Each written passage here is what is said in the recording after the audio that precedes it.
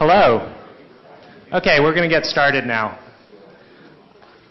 Well, my name is Edmund Cito. If you don't know me, I'm the Associate Director, Faculty Director for CITRIS Health.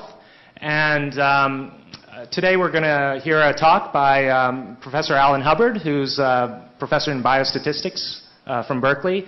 And the reason why this is such an interesting talk for us at CITRIS Health is that so much of the work that we're doing in the programs and centers that we're creating in CITRIS Health are related to collecting data and processing that data in a way that we can make sense of it, really inform the healthcare needs of California, whether it's informing public health needs as well as clinical health needs. And I think so much of Alan's work gets to that issue. Alan and I have worked for a number of years on a number of different problems, and he's a master in terms of applying really practical statistical methods to real-world problems, whether it's understanding the importance of different risk factor variables, to looking at causal pathways for how risk factors actually relate to diseases, and doing it in a robust way so that we could actually do prediction and have good sensitivity and specificity when we make those types of predictions. Alan, if you look at his CV, you'll see that he's sort of on the button of all the hot topics within clinical medicine and health, everything from the genomics, medical genomics world, to electronic medical records, to some of the neglected disease problems, diseases of poverty, and developing country issues. So with that, I'll hand it over to Alan. If you could all help welcome him with a round of applause, that'd be great.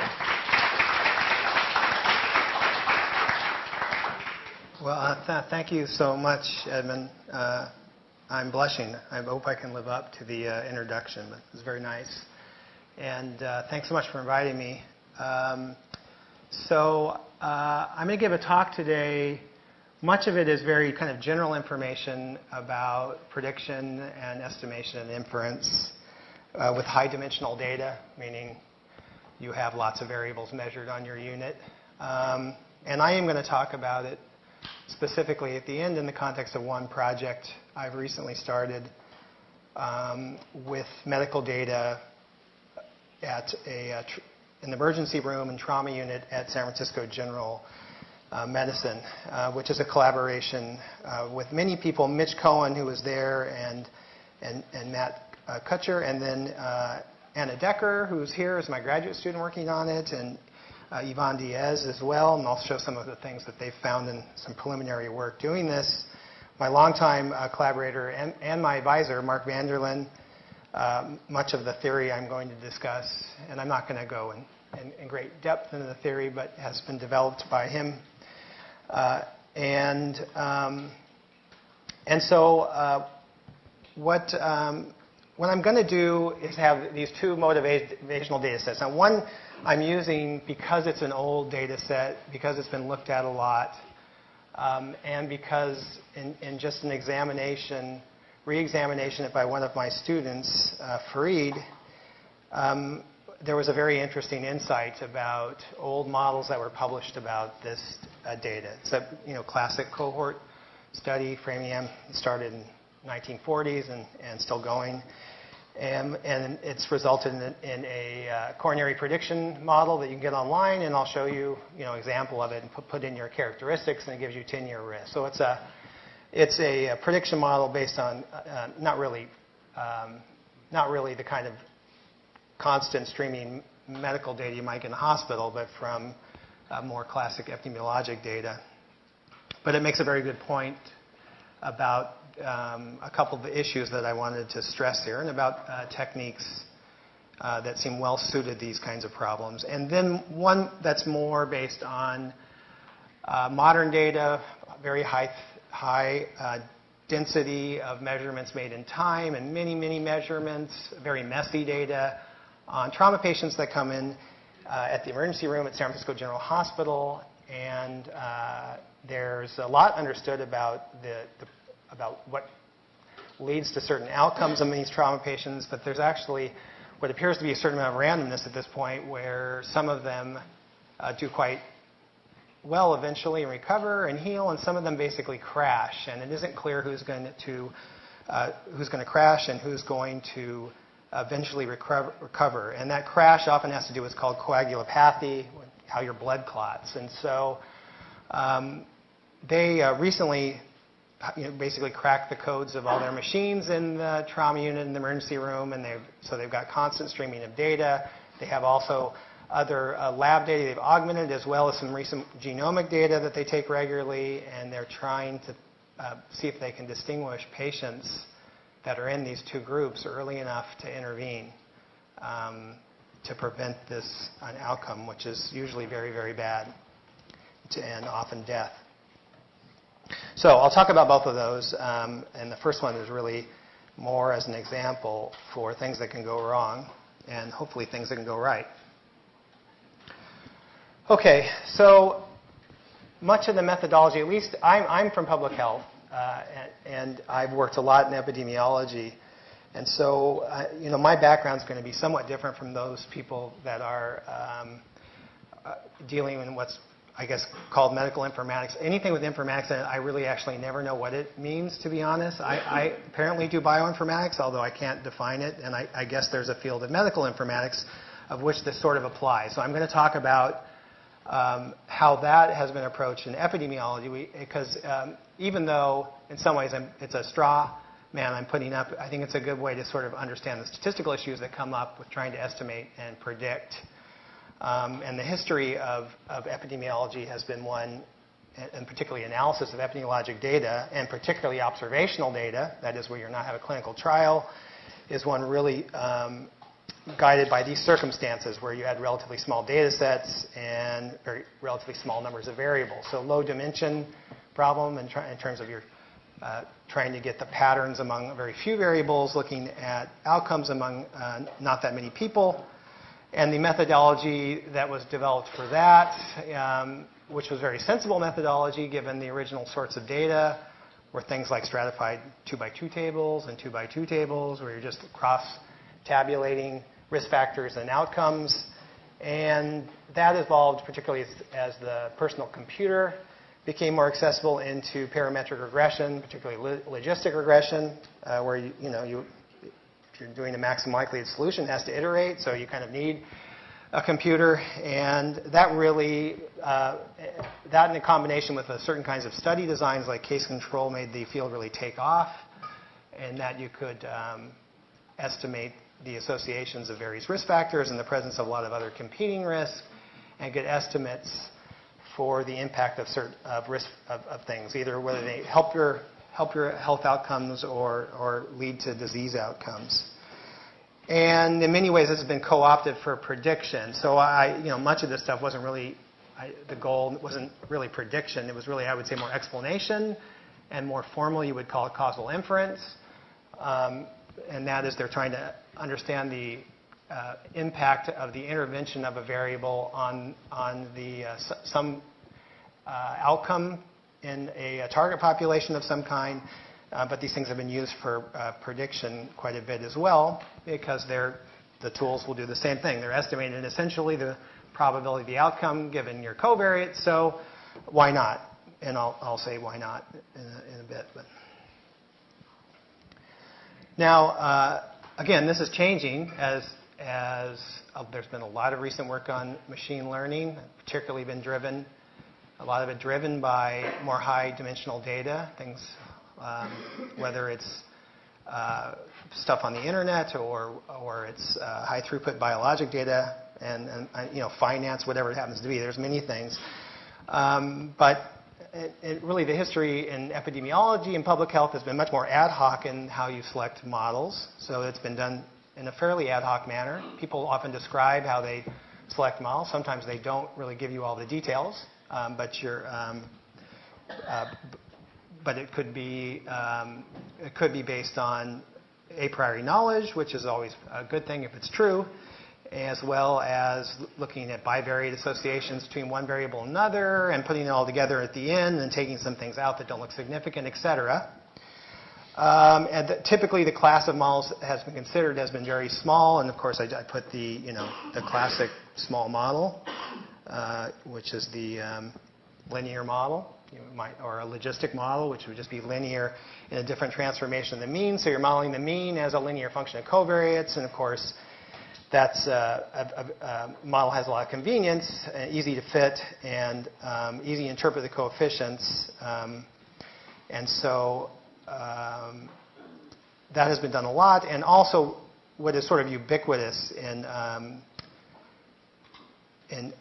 public health and epidemiology is this issue here, where you come in, these data sets are often huge in epidemiology with regard to the number of variables. I've been on studies where the binder of things asked is this thick, and there's literally 1,000 questions asked to people.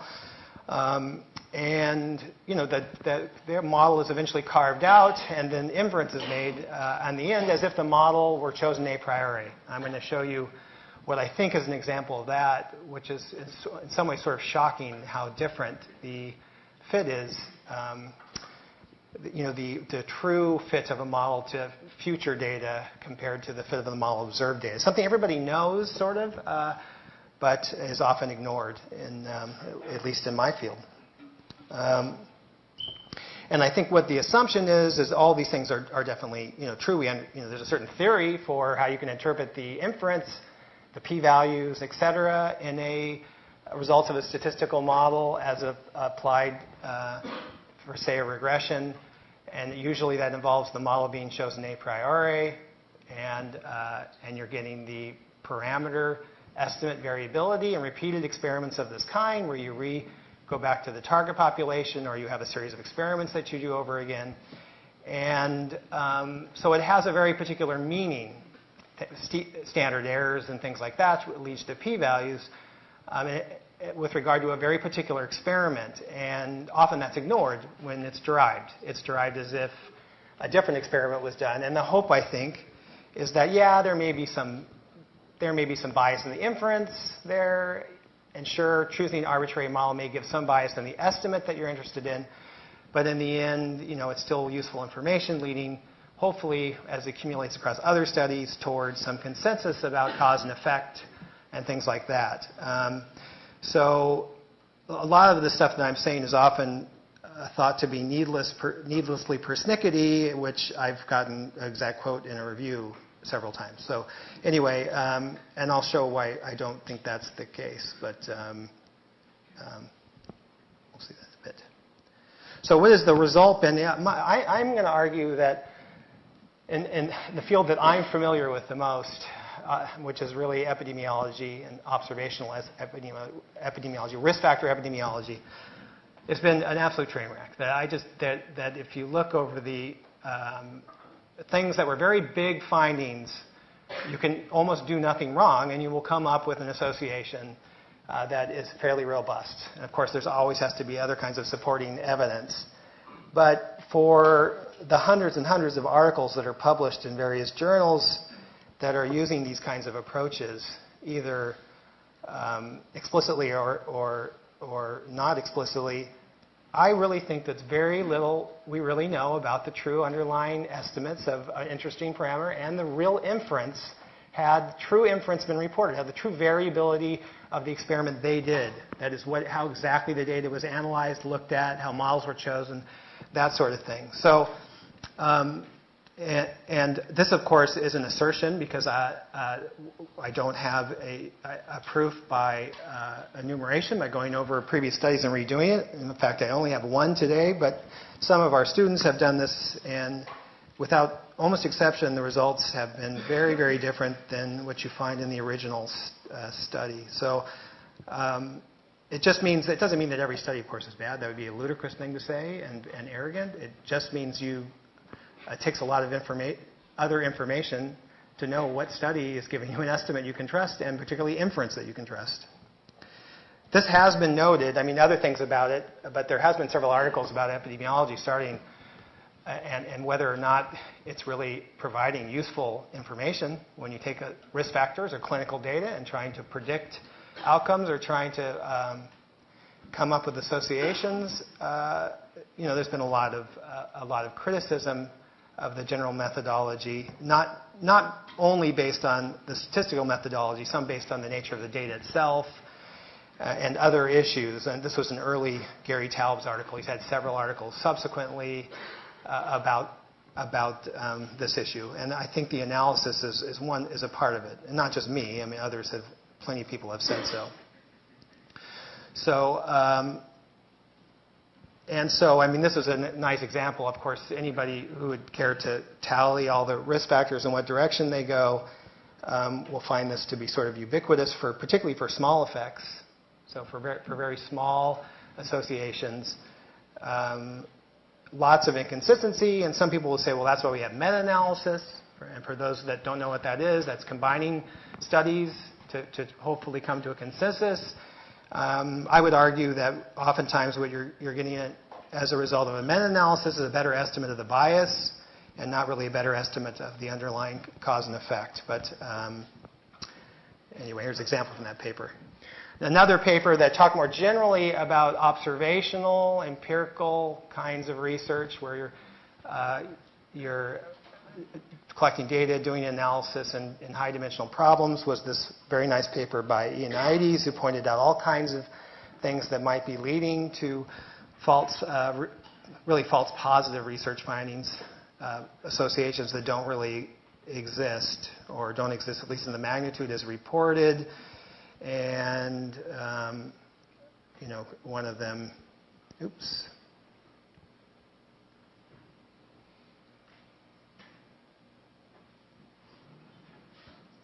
Oh, is this one right here? Which is actually true and not true. I mean, it's theoretically not necessarily true that if you have flexibility in the design and analysis, you don't necessarily have a bias in the estimates, and particularly the inference. You don't underestimate the variability of that estimate. When you redo an experiment and have the same flexibility, that's not necessarily true but it is true if you don't account for that whole process in your inference. So, and often I would argue that is the case. So, that's why, of course, the FDA, everyone sort of, again, intuitively knows this. That's why the FDA has certain rules about both the design and the analysis of clinical trial data to avoid this kind of issue where you can essentially data dredge, right? So everybody knows what that means. And this is what I was just making the point of. I also think these biases tend to be sort of contagious because people find certain things are associated with certain other things in their model. Most common thing you read in epidemiology is, we adjusted for this in this way because this is the way it's been done in the past, right? So these things tend to propagate through other publications as well. Usually very little reason for picking a particular way to do something when you get down to what's actually known about the process, but I would say that this is more true than not, and maybe also why meta-analysis isn't necessarily the answer. Okay, so how does these new informatic fields, how do they relate to this general phenomenon? Well, of course, the more things you have to play around with, potentially more dangerous that is, obviously, because then the greater the flexibility you have to fit a model. And so if you don't, so that's one thing that happens.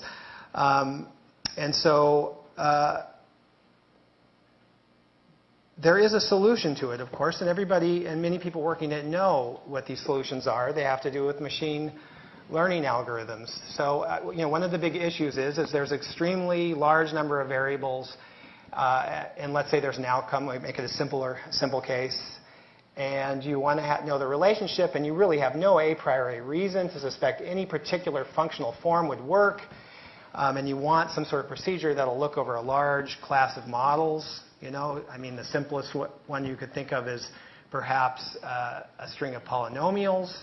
Starts linear and goes quadratic and goes all the way up to whatever, and have some way of choosing the best model. Okay, so I think the thing that is a little bit different recently, at least in statistical theory, is there's been some theory developed about how you can do that in an optimal way, how you can choose among these candidate models in a way that there is at least some theory to support a certain approach.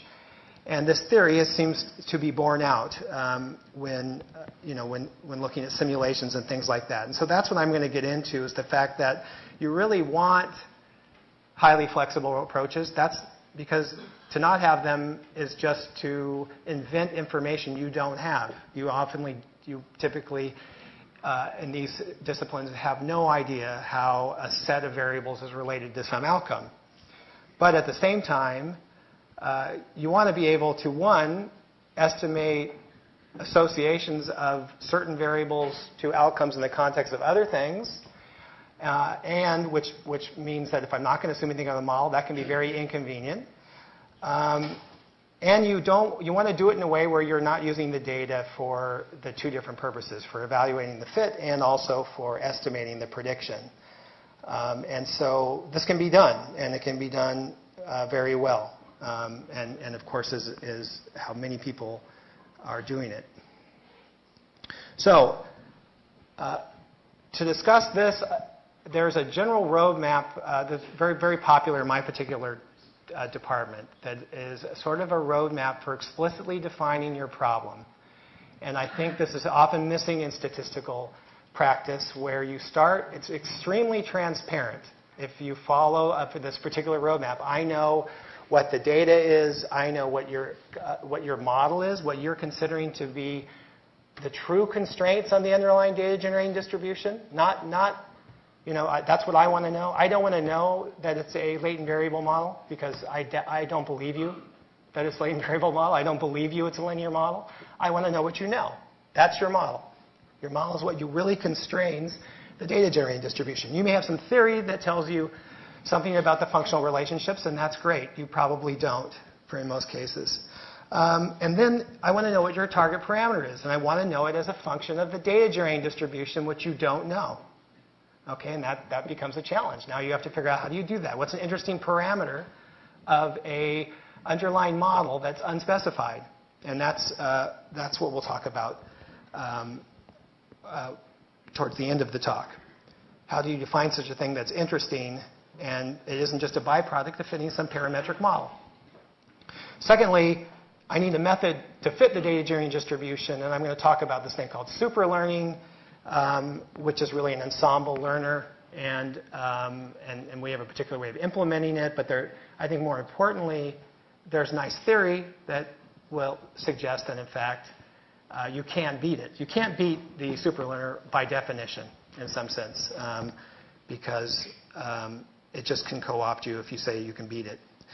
Then I'll talk about, very briefly, so this could be an entire talk in itself, if I'm not just interested in prediction, but I also want to know how important is each variable to some outcome in the context of other variables, I want a targeted estimation of that association. You can use these initial fits that are based on machine learning, but you want to bend them, in essence, in order to get optimal estimates of something else.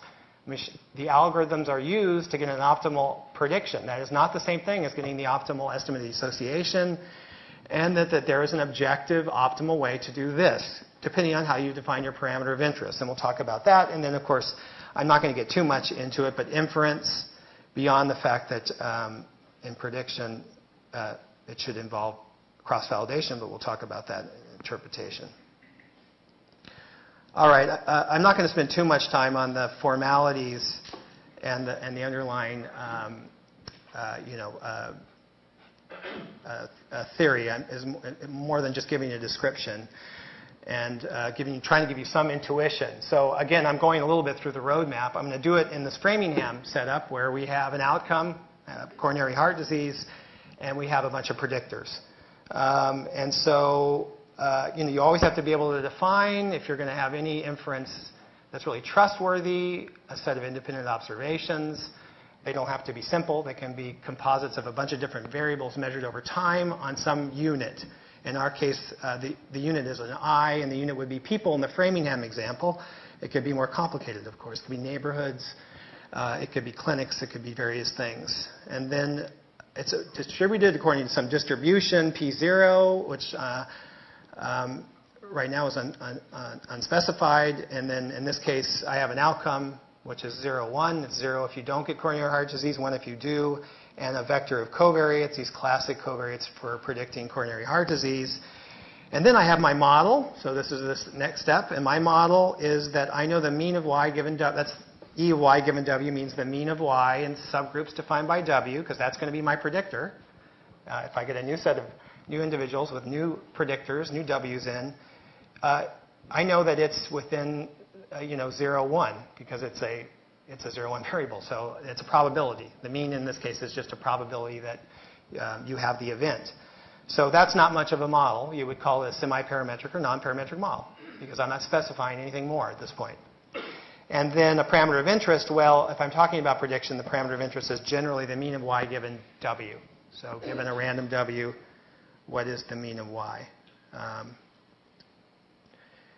The next thing is you have to have some sort of loss function. Now, loss functions, they do two things. They help you decide among competing candidates, but they also, in a more general framework where you're not going to assume you're going to do maximum likelihood, you just want to do a fitting procedure, which is minimizing a loss function, and maximum likelihood is one subset of those. You can talk about your parameter as being the minimization of the loss function under the true data generating distribution. So you can generalize this theory beyond places where people are very comfortable, which might be parametric maximum likelihood, logistic regression, linear regression, etc. And you can do that by finding it's equivalent to maximum likelihood under a certain loss function, but of course it can be other loss functions as well. And the theory I'm going to talk about applies in general to loss functions with a few constraints. I'm just going to have this thing Q here. It's just going to be sort of the candidates algorithms, right? So I'm going to think of the candidates not necessarily as a fixed model that you can write down, but as an algorithm you might fit. It could be neural nets. It could be linear regression. And the risk is just, of course, the mean loss function, the true mean under the true data generating distribution. So you cannot get a formal asymptotic efficiency theory that is, I can't derive estimators at the end that I know are asymptotically normal with confidence intervals, et cetera, when I'm not specifying a model and I'm estimating the mean of y given w. There's no central limit theorem that will apply, because I'm not assuming any smoothing. So you have to have some smoothing to get a central limit theorem, because you have to have some averaging at some level.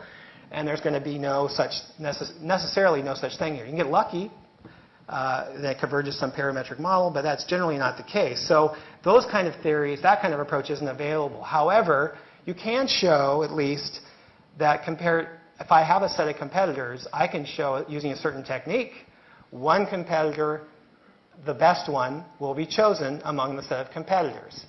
If my competitor is so flexible as to include any possible distribution, then I can assert, secondly, that it will eventually go to the truth. The sample size grows to infinity. And so that's the best you can do. But that's actually quite good. I mean, nothing to sneeze at least. Anyway, you can also show for the kind of loss functions where it can consider that these differences in the mean loss, so the differences in risk are functions of the difference in the Euclidean distance in the predicted values of y given x. Okay, so anyway, that gives you some intuition for what we're doing. We're trying to minimize the difference between our ultimate model we're going to use to predict in the future and the true one we would choose if we were God and knew the actual data generating distribution. So anyway, zooming through this part here, you can now define an algorithm that will choose the best one if you knew the truth, and that's right here, because I can define the risk difference between the best one and a set of candidates. And then, of course, I could choose, therefore, my one I want as this one right here as the one that minimizes the difference in the risk, that is, how well it fits between the ones that I've got and the best one there is that I may not have in my set. That's called the oracle selector. And the theory that generally goes with machine learning is with regards to how well do you do relative to the oracle selector. And the oracle selector is defined thusly. Now, again, obviously, a very biased approach would be to fit all these things on the data and then use the exact same data to evaluate their fit. This is the so-called empirical risk up here. Right, that's the empirical risk, which just says, what's the mean squared error in my data after I fit my regression? Okay, when using the same data for both, everyone knows that's biased, it's optimistic. So how do you get an estimate of risk that's not biased? So at least when I'm comparing competitors, I can compare their risk. And of course, cross-validation is the way that can be done. Okay, and that's typically, and there's good theory for cross-validation. Not always good theory for something like AIC or other ones that attempt to do that, but this analogous, of course, to cross-validation. But there isn't cross-validation, and it relates to the choice of the oracle selector. So again, I'm going to the slides, I think, can be available to you if you care to get in the details. What I'm going to do is just zoom past to say that in the end, here is a theory, a theorem, and this theorem is what the technique we used is based on. So we're trying to create some theorem that gives some motivation for using one approach over another. And I'm certainly not going to prove the theorem, nor am I positive I could, but it has been done. Others smarter than me. But the important thing to point out about it is that if I use this procedure, cross-validation procedure, where I have a whole set of competing algorithms, and I take out some data to fit all of them and leave out some data to predict the outcome, and then look at the loss function of those predictions versus the observes. And I can do that in various ways. V-fold cross-validation is a very common one, where you keep on taking a new validation set that are mutually exclusive, and in the end you average over all of those. I want to know how well that estimator does. If I now pick the one with lowest risk as measured with cross-validation, will it converge to the oracle one? And this theorem says essentially yes, with some conditions. Of course, there's always conditions, which I'll just gloss over. Yeah. But the one thing you'll note right here is here is basically the risk of the oracle selector. So we have the result we want, that it's less than or equal to the oracle selector up to some constant, plus the second order term. And here's the thing right here that makes it so interesting, that k over n is the number of algorithms I can consider. Because you can imagine, even using cross-validation, if I fit enough algorithms, one's going to get lucky, right? And I can overfit even using cross-validation. And that's true. You definitely could. It's possible. However, if you look at that term, that goes to 0 pretty quickly, even if k of n, that is the number, k of n is the number I choose, and I could make that a function of the sample size. So if I have a sample size of 100, I'm not looking at thousands of algorithms. That thing can be a polynomial in n, which means there's really very little penalty for looking at 1,000 algorithms, 500 algorithms for a relatively modest sample size, which is kind of remarkable and has been borne out in simulations. So this comes up with the idea of superlearning. Superlearning is basically how do you make a huge model with a huge number of candidates? You take all your candidates and you allow any arbitrary combination of them. And this is not objective. There's other ways to do this, but the superlearner does that, and it's based on this theory that in fact there's very little penalty for overfitting if you use cross-validation, and that's what this all says here. There's a paper by Vanderlyn, Eric Polly, and myself that goes over a particular algorithm, and I'm not going to go over it now. It's relatively straightforward, actually. And there's an R function that's available online that you can get, and it automatically loads all the candidates, and you can add your own candidates. And if someone comes to you and says, my model is the true model because I have a theory about this. It can add it as one of the candidates. So it's, in fact, it's infinitely flexible. And because, of course, it can't be beat because you can always add another candidate to it, and the theory tells you that's not going to hurt you. All right, so what I want to do is go back over this Framingham study that I talked about earlier, where there is an existing publication, years old now. There's an online heart risk predictor, coronary heart disease predictor. You can go online. It looks like this.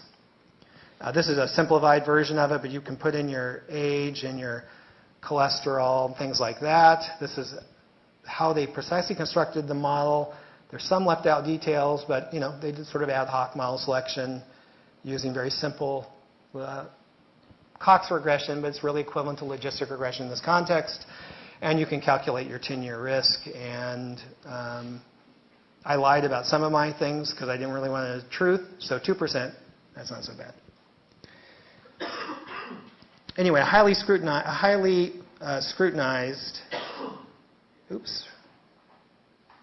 algorithm.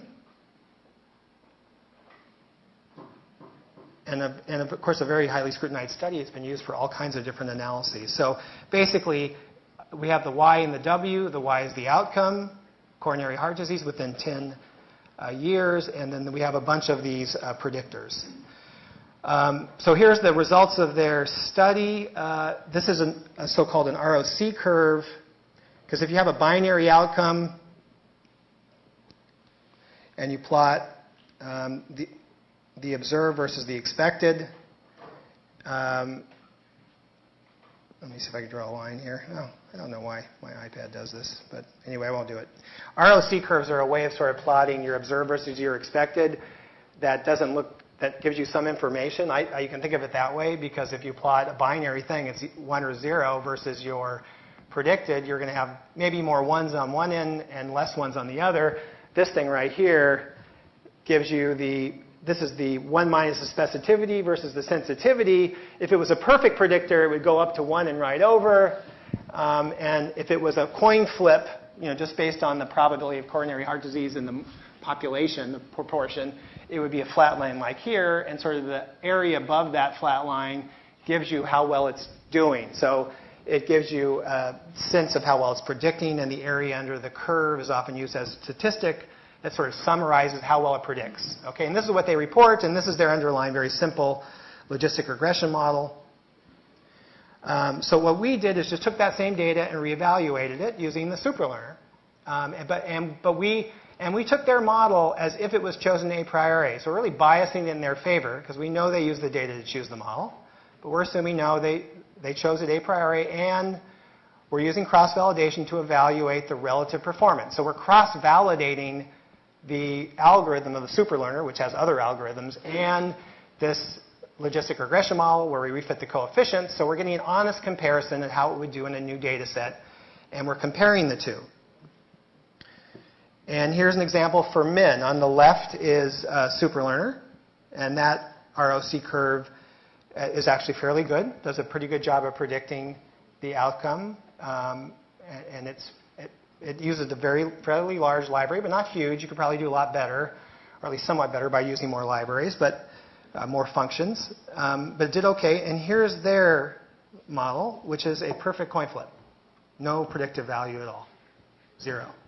This is a model that's been around for 20 years, talked about a lot, been used to invoke all kinds of recommendations in public health, some which I'm sure are still reasonable, but no evidence has any predictive value, even given their model as already known a priori. Here's for women, and you get the exact same thing. So the good news is there's information in the data. The bad news is their model had no information at all. And so you might ask the question, well, wait a minute, I saw this, right? That looks like they have information in the model. So why is it that I'm getting that and they got that? Well, there could be other reasons. You never know. But this is when you do the empirical risk. That is, you use the data to fit the regression, the coefficients, and then you see how well it fits. Something that is done one time an hour in in applied statistics. It looks fantastic. It looks just like they reported. And so no doubt that what they reported was the empirical risk. And I think that this is a very common phenomenon. It's very, very easy to fit data, much easier than you think. Even putting what you think are a lot of constraints and being careful, any feedback can quickly result in starting to fit the data in a way that has nothing to do with fitting the data generating distribution, which is the goal, right? So this is a fairly shocking result. That in fact, what most people would have considered to be a source of very small bias is a source of the entire predictive value of that model. Okay, so that's of course a very depressing story in some sense because this is a very common approach, and it's, I'm sure, always not that bad as a end result, but one has to consider that probably a lot of these approaches where you're not carefully pre-specifying either a fixed model, which I have problems with because it would be biased, or you're doing some state adaptive thing but evaluating it with independent data, you're getting something you actually have no idea how to interpret necessarily, the results, unless the results have accounted for that looking around. But the good part is there is something to do to do it well. And I've just shown the prediction part. There's also the other flip side of the coin is I want to know an association. I want to know what cholesterol, how it relates to our disease. I want to know what are early predictors of death among trauma patients. And not just to have this conglomeration of other algorithms which I can't interpret. And that's the other side of the coin, which is where these same approaches can be used, but now your goal is not prediction, it's explanation. So what I'm going to do quickly, since we have 1 minute, I want to be able to stop this so you can ask any questions, is if you look, this is the source of the data that I'm going to look at now, which is all this data that's streaming in on trauma patients as they come into the emergency room and after they are moved to intensive care. And you're getting constant measurements, lab measurements, these electronic readings from these various machines, and then now it's all being collected constantly and archived for use later. At this point, this is the way it used to look like, and so this is what you were dealing with before. Now it's, I'm going to skip this. There's a ton of things they're measuring, and they're measured much more systematically, and you're getting a more uniform collection of data on patients besides physician judgment, which of course is very important itself and can also be recorded. Anyway, this is some example what the data looks like over time. And I had a particular student look at this data.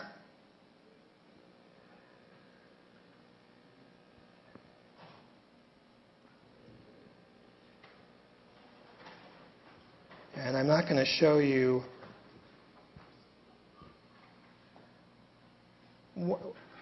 I'll just show you the end result at this point. So this really consists of hundreds of variables measured densely in time.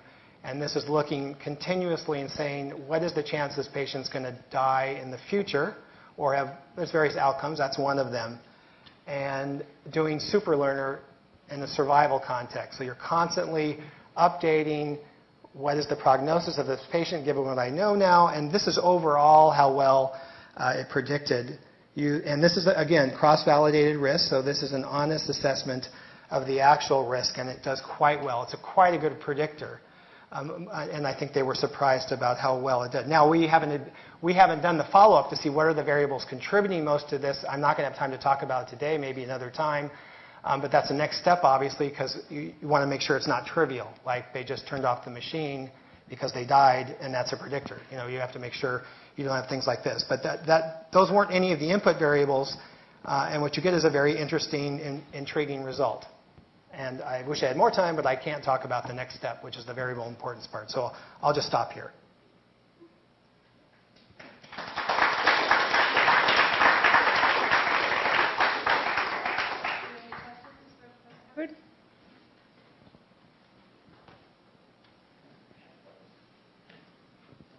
All right.